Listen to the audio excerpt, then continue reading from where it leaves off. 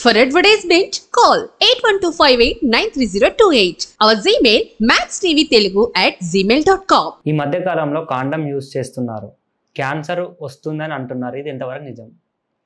నా పేరు డాక్టర్ రామ్ గోపాల్. నేను హైదరాబాద్లో దిల్సుఖ్ నగర్లో మెట్రో పిల్లర్ నెంబర్ 1552 మీ సేవా రోడ్ మంజుసుధా హాస్పిటల్లో ఛానల్కు కొన్ని క్వశ్చన్స్ రాశారు. వాటికి ఆన్సర్స్ చెప్పడానికి ప్రయత్నం చేద్దాం. కండోమ్ వల్ల క్యాన్సర్ రాదు. గవర్నమెంట్ ఆఫ్ ఇండియా చాలా టెస్టులు చేసిన తర్వాతనే దీన్ని ఇంట్రడ్యూస్ చేస్తారు. Especially government supply, free supply ఉంటుంది కండోమ్స్కి. ఎనీ హాస్పిటల్, పిహెచ్సి నుంచి పెద్ద హాస్పిటల్ దాకా ప్రతి హాస్పిటల్లోనూ ఫ్రీగా ఇస్తారు.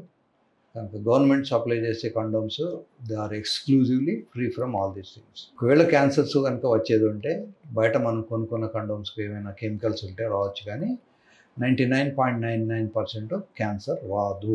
ఎస్పెషల్లీ గవర్నమెంట్ ఇచ్చే ఫ్రీ కండోమ్స్ వల్ల. ఈ కండోమ్స్ వెళ్ళి షాప్లో కొనుక్కోవడం కొద్దిమందికి ఎంబరాసింగ్గా ఉంటుందని వీటికి వెండింగ్ మెషిన్స్ కూడా ఉంటాయి.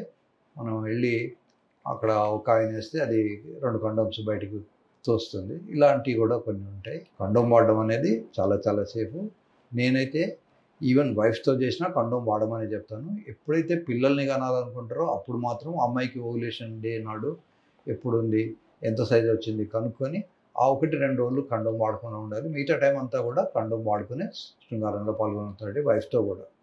దానివల్ల అమ్మాయికి రకరకాలైనటువంటి ఇన్ఫెక్షన్స్ రాకుండా ఉంటాయి. ముఖ్యంగా పెల్విక్ ఇన్ఫ్లమేటరీ డిసీజ్ అని ఒక కండిషన్ ఉంటుంది.